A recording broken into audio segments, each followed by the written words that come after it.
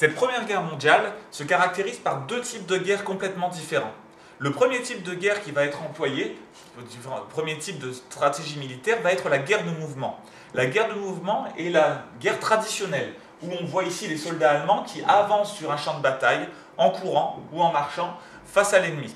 Cette guerre de mouvement était la guerre traditionnelle, donc on l'utilisait au XIXe siècle, et même avant, jusque dans l'Antiquité. Cette guerre sera utilisée pendant l'été 1914, jusqu'à la bataille de la Marne, où ensuite les deux armées se feront face dans une guerre de position, une guerre de tranchées. Ici d'autres images de cette guerre de mouvement, donc où on voit les soldats partir à l'attaque, donc en courant, de l'armée adverse.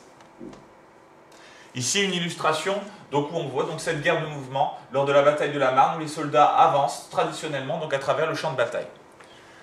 À partir de septembre 1914, donc quand les deux armées vont se faire face dans les tranchées, eh bien on va avoir une guerre qui va prendre un tour complètement différent.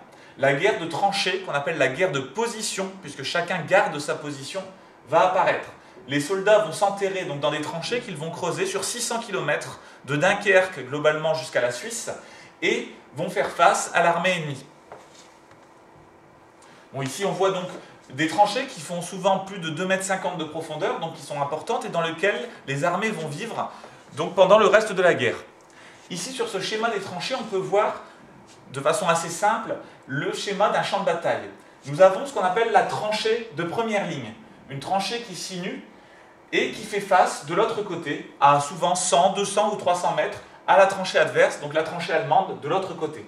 Entre les deux, une zone donc avec des barbelés, avec des obstacles en tout genre, souvent constellés de trous d'obus, qu'on appelle le no man's land.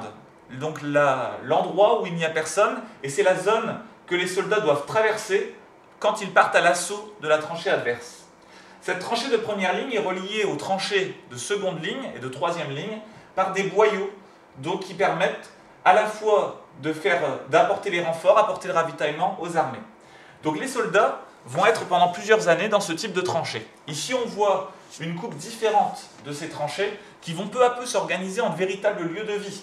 La tranchée principale qui est ici, donc, qui fait souvent plus de 2 mètres de hauteur, avec un parapet fait de sacs de sable qui permet de se protéger des tirs ennemis, et ensuite tout un système de lattes de bois dans les tranchées les plus élaborées qui vont permettre à la boue d'éviter de couler. Bon, même si dans la plupart des tranchées, donc, ça restera assez artisanal et la boue sera un véritable fléau pour les soldats. Parfois même, et même assez souvent, surtout pour les officiers, eh bien, se développent donc des petits abris dans la terre à l'arrière de la tranchée de première ligne, qu'on appelle les cagnots, donc qui sont des abris de bois, des petites salles qui vont être creusées à même la terre. Alors dans les tranchées, les conditions de vie sont terribles. Les soldats donc, doivent vivre avec les intempéries, la boue, la neige, la pluie, et doivent vivre au milieu eh bien, de tous les éléments naturels, c'est-à-dire les rats, les poux, les puces, la gale et l'odeur des cadavres qui se trouvent sur le no man's land, donc juste de l'autre côté, vers la tranchée ennemie, et qu'on ne peut pas aller chercher sous peine de se faire tirer dessus. Donc les conditions de vie dans les tranchées vont être particulièrement difficiles, et ça sera une des choses très dures à vivre pour les soldats pendant cette guerre. Ici, nous pouvons voir quelques images couleurs assez rares de cette Première Guerre mondiale, où nous voyons les soldats français avec leur nouvel uniforme bleu ciel, donc qui se trouvent dans une tranchée, donc on voit la hauteur de la tranchée assez importante, et des abris de fortune qui sont organisés pour pouvoir dormir, pour pouvoir donc vivre au jour le jour dans des conditions difficiles.